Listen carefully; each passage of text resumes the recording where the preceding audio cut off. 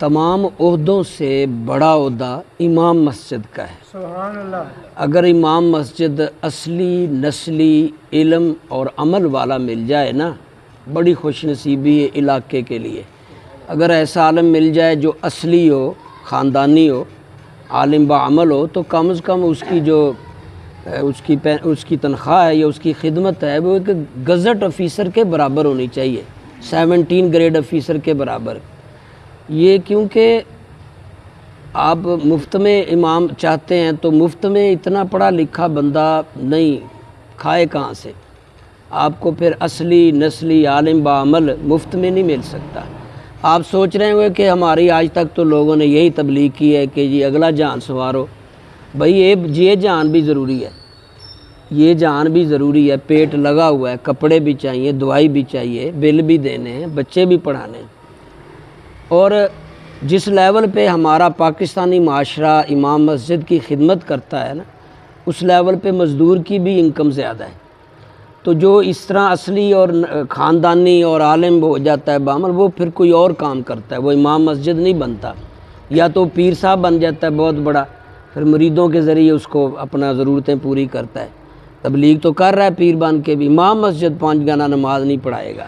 یا پھر کوئی اور سکول کھول لے گا، پرائیویٹ اکیڈمی کھول لے گا، مدرسہ کھول لے گا، محتمم بن جائے گا، یا کوئی اور بزنس کر لے گا۔ بہت سے میرے کلیگ یا میرے بعد جو فارغ تحصیل ہوئے، جو اصلی اور خاندانی اور عالم بعمل تھے، وہ 5 گانا نماز پڑھانے والے امام مسجد ان میں اکثریت نہیں بنی، وہ کسی اچھی جاب میں اور اچھے بزنس۔ آپ سوچ رہے ہوں گے جی مفت میں پڑھائیں، تو ایسا نہیں ہے۔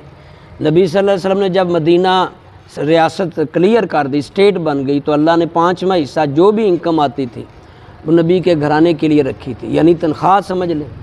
ابو بکر بزنس کرتے تھے کپڑے کا، جو ہی خلیفہ وقت بنے تو صحابہ نے کہا نہیں، آج کے بعد ہم بیت المال سے آپ کی تنخواہ لگائیں گے، یومیہ اجرت دیں گے آپ، کیونکہ یہ 5 گانا نماز پڑھائیں گے اور مسئلے بتائیں گے اور حکومت کا نظام سنبھالیں گے۔ عمر فاروق بھی آئے تنخواہ لیتے تھے، عثمان و علی بھی آئے تنخواہ، امیر معاویہ بھی۔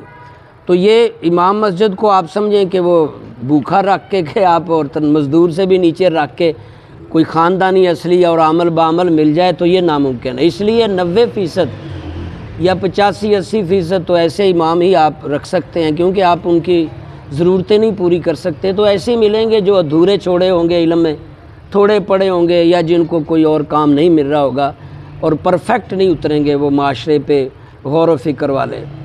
وہ جو پرفیکٹ ہوں گے وہ مدرسے کے محتمم بن جائیں گے یا پھر دوسرے معاملات۔ بہرحال اللہ کرے مسجدیں چاہے کم بناؤ، مسجدوں پہ زیادہ خرچے نہ کرو، لیکن امام اچھا رکھو، عامل بعمل اور اس کی ضرورتیں ضرورت سے زیادہ پوریاں کرو۔ مسجد فاصلے پہ بنا لو، 2 کلومیٹر فاصلے پہ بنا لو، نہ خرچے کرو، لیکن امام ضرور کوئی عالم بعمل اور اس کی تنخواہ کم سے کم گزٹ آفیسر ہو، تاکہ وہ کچھ لوگ یہ سوشل میڈیا پہ بھی میں دیکھتا ہوں، کچھ لوگوں کا کنسیپٹ ہوتا ہے کہ امام مسجد کے ساتھ ساتھ وہ کام کیوں نہیں کر لیتے؟ بھائی اگر وہ دوسرا کام کریں گے تو یہ کام کون کرے گا؟ پھر یہی ابو بکر صدیق کو کہتے بھئی آپ کام کرنے بھی جاؤ تو امامت بھی کرو۔ صحابہ نے کہا نہیں، آپ امامت کریں گے آپ کو تنخواہ دیں گے۔ کون اثر زور کے بعد کون جوب دے گا؟ فوری 2 گھنٹے اثر کے بعد، مغرب عشاء، کون؟ اگر وہ کام پہ لگ جائے گا تو یہ تمہاری تبلیغ، کتابیں لکھنا، سوچ و بچار کرنا، جنازے، نکاح، ضروریات دین، تبلیغ اور دین کو آگے پھیلانے کی جو سوچ ہے وہ تو کام میں دب جائے گی، دوسرے کاموں میں۔ تو یہ کنسیپٹ آپ چھوڑ دیں کہ ایک امام مسجد دوسرا کام کرے۔ ہاں کوئی مدرس وغیرہ صبح کے ٹائم میں لگتا ہے، ٹیچر وغیرہ، تو وہ ایک ایکسٹرا چیز ہے، لیکن کوئی اور ساتھ کام دکان ڈال لے، کاروبار کر لے، تو یہ پھر پوری طرح امام مسجد نہیں ہوگا، وقت گزاری والا۔ جیسے میں نے ابھی بتایا کہ تھوڑے پڑھے لکھے، کیونکہ آپ معاوضہ تو اس طرح زیادہ، تو وہ ماحول تو نہیں بن پاتا۔ بہرحال آج کی جو سنڈے بیان کی میری گفتگو ہے وہ یہ ہے کہ جتنے بھی عہدے ہیں نا، سب سے بڑا عہدہ امام مسجد کا ہے۔ یہاں میں 1-2 حدیثیں سناتا ہوں۔ حضرت رسول کریم صلی اللہ علیہ وسلم، یہاں میرے پاس 2 درجن حدیثیں ہیں جس کو میں شارٹ کر کے بتا دیتا ہوں۔ امام بننا ایک بابرکت سنت اور عظیم دینی منصب اور سعادت ہے۔ امام نہ صرف اپنی نماز کے ثواب کا حقدار ٹھہرتا ہے، بلکہ حدیث مبارکہ کے مطابق جتنے مقتدیوں کو اجر ملتا ہے وہ سارا اکٹھا کر کے امام کو ملتا ہے۔ 100 مقتدی اگر امام کے پیچھے نماز پڑھے، ایک مثال ہے، تو ہر مقتدی کو 27 نمازوں کا ثواب ہے جماعت کے ساتھ، تو 100 نمازی ہوئے تو امام صاحب کا 2700، کسی طرح بھی آپ میچ نہیں کر سکتے، وہ بہت آگے چلا جاتا ہے۔ اسی طرح امام کے بعد مؤذن کی بھی بڑا ثواب ہے۔ ایک شخص نبی کی بارگاہ میں آتا ہے، اللہ کے نبی جنت میں جانا چاہتا ہوں، کوئی راستہ بتائیں۔ فرمایا مؤذن بن، اذان دیا کر، حضور ٹائم نہیں بن پاتا۔ اچھا جماعت کرایا کر، امام بن، حضور یہ بھی میرے لیے مشکل ہے۔ فرمایا پھر ایسا کر، امام کے پیچھے کھڑا ہو تکبیر اولیٰ کے ساتھ۔ آج کل ہمارے لوگ اکثر رکھتے گزار کے آتے ہیں، سستی پڑ گئی نا، پیچھے امام کے کھڑا ہو تو اللہ تمہیں جنت عطا کرے گا۔ یہاں ایک لکھی حدیث نبی سے فرمایا جو مسجد میں 7 برس امامت کرائے اس کے لیے جنت واجب ہو گئی، اور اس کے بعد جو ساری زندگی کرتا ہے اس کی کیا بات ہے، ہاں جی، اس کی کیا بات ہے۔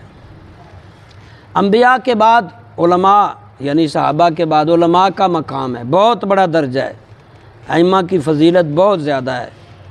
یہ نبی کی نائب ہوتے ہیں، نبی کی سیٹ پہ، جیسے خلیفہ نہیں کہتے یہ پیر صاحب دی گدی نشین ہے، تو امام صاحب جو ہیں یہ نبی کے گدی نشین ہیں، نبی کی گدی پہ بیٹھتے ہیں، لہٰذا یہ بڑا عہدہ ہے۔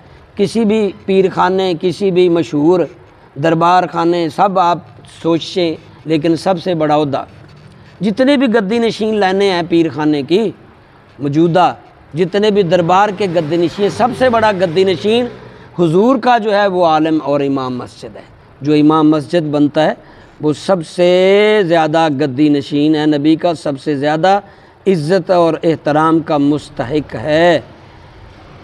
اللہ اس لیے فرمایا کہ تم نمازوں کی قبولیت چاہتے تو اچھا امام مقرر کرو، پھر اس کا احترام کرو، اور یہ بھی فرمایا جو امام کی زیارت کرے عالم کی وہ نبی کی زیارت کر رہا ہے، جو اس سے سلام کرے وہ نبی سے سلام کر رہا ہے، جو امام عالم کو کھلائے وہ نبی کو کھلا رہا ہے، جو اس کے پاس بیٹھا رہے وہ ایسے جیسے نبی کے پاس بیٹھا ہے، یقیناً وہ جنت میں جائے گا۔ انشاءاللہ مزید گفتگو